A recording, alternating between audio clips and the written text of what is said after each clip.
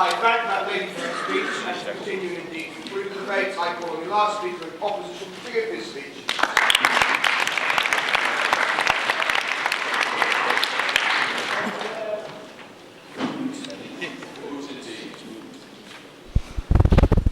The proposition's burden of proof in this debate is as follows. 1.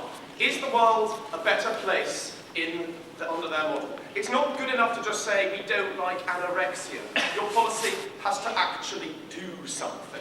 Secondly, we say, is their policy warranted by justice? Because what we suggested on this house is there are circumstances where not only is it rational to want to damage your health in the service of other goods, but you thereby have a right to do so. So we're going to look at those two things, and we're going to show you why the state shouldn't be involved in this sort of thing. Because what Alex basically said in response to James's point of information is, yeah, we kind of concede there are other things going on, but we want to talk about the internet, and maybe we should go and do all those other things. And we say, no, you have to defend your policy. You have to show me why the internet doesn't. And we think we quite conclusively showed this out of it, that if you're not getting rid of Condé Nast and Vogue and all that stuff, and all these others, if you're not getting rid of the boarding school and the girl that you can actually see not eating for 3 days, sit down, we don't get to see why this is going to happen. Like, we had a couple of ideas coming out of Sydney, which I'll get to later. Then we had the idea that, you know, there's something incredibly useful about the idea of anorexia tuition. Like, you know, the 12-step program to how to stick your finger down your throat. We don't think that if you want to be an anorexic, you need to be equipped with resources that the internet thereby gives you. Maybe high-level anorexics. High-level anorexics. People like Kate Moss, right, might take these expensive dieting pills. The vast majority of anorexics just make themselves throw up a lot. We don't think you need resources, the internet equips you. And then we pointed out there's a fairness issue here. I commit a crime when I tell you how to diet through one medium, but I do not commit a crime when I tell you to do it from another medium. We think that is flatly, basically unjust. And they never said anything other than, oh, well, we just don't like the internet because it's new technology. Again, like, give a crap. No. So let's talk about the notion of the impact of users that use these websites. We think, given that all the stuff we gave about the notion of alternative sources, the idea that there'll still be legitimate reasons to have a website about how to diet, like all that stuff, there's a bit of a fart on the Richter scale issue here. So we say, firstly, Samir pointed out a couple of potentially nasty effects.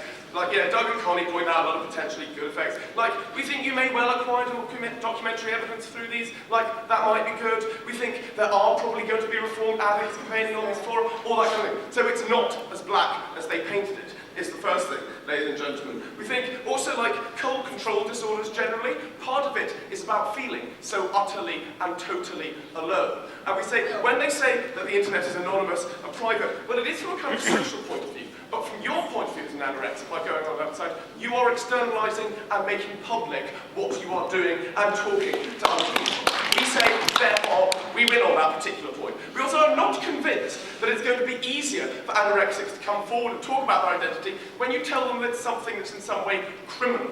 We think criminalizing identity generally doesn't make people more public about it. Yeah. That was no thank you. No. And now the idea of why the state shouldn't get involved in the idea of femininity. Because what Prop gave you is the state shouldn't get involved in criminalising against... Sorry, the state shouldn't allow dangerous images to be perpetuated. And we're not clear why, ladies and gentlemen. Because first, because we say, whenever the state acts, it creates a kind of norm of what it is to be an acceptable woman or not an acceptable woman. We think in general the state shouldn't get involved in that kind of things. But we also say that in general, dangerous lifestyles are all right and legal. The opposition refer you to Gavin Ilsley. No.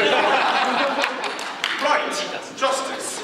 Because we have this kind of argument that proceeded from eating disorders are harmful to state should curb. We refer you to these things, ladies and gentlemen. We think it's essentially rational on my part to go, well, I like my health, but I like lots of other things as well. And the value kind of weighing up is a decision that I make. We say there are, of course, different types of anorexia. The deeply mentally ill need to be sectioned and are not going to be altered one way or the other by the existence of an internet forum.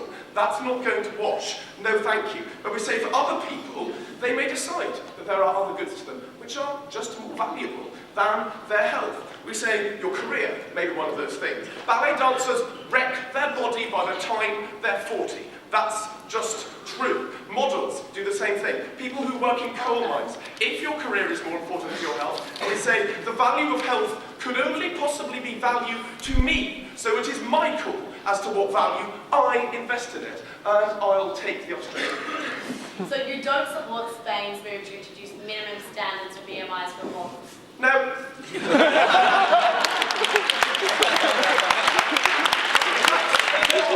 I'm pretty sure anorexia was like more conclusively beaten when that girl died in the Rio de Janeiro fashion show than by the absence of these people in other fashion shows. I think that's quite brutal to suggest, but I'm fairly sure that effect is actually true. No, thank you. Okay, then we have the idea that it's essentially irrational because it's an addictive process. We say yes, of course, in those cases. You're not talking about those people.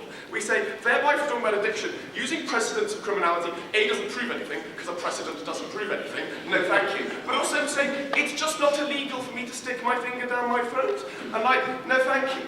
And we also say, the existence of a social norm which glorifies a certain behavioural trait does not entail it is then utterly unable, like I'm then unable to make a rational decision. Like all decisions I make take place because I'm a social being within a web of social norms and all this kind of things. That doesn't make me an irrational agent. If they're right, everyone in the room's not free. No thank you. And then they said that it's all right for us to get involved in social norms, like socially induced harms. And we're saying no. Why is this? Because the state should never get involved in saying, this is the good life, this is the way you should live your life, this is what we think is rational for you. We think the state should protect your rights, but this is something beyond that, ladies and gentlemen. They try to make this all about children. We say it's not, for the simple reason that there are loads of things on the internet that I can look at, it's a very fun things, you know, which we probably wouldn't want kids to look at, ladies and gentlemen. And what do we do there? We say it is the parents' responsibility to legislate there and withhold that information from their children. You can get a firewall. You can just take away the computer. Like, come on, guys. So it's not about children, this debate. They've missed that there are different types of anorexia and there are potential areas where people have the right, if they so choose, if they think it's important, to wreck their health. We are fine with that. Ladies and gentlemen, we dispute that an addiction is automatically irrational. I smoke 30 cigarettes a day. It's my call. It's still rational, ladies and gentlemen. We say that's why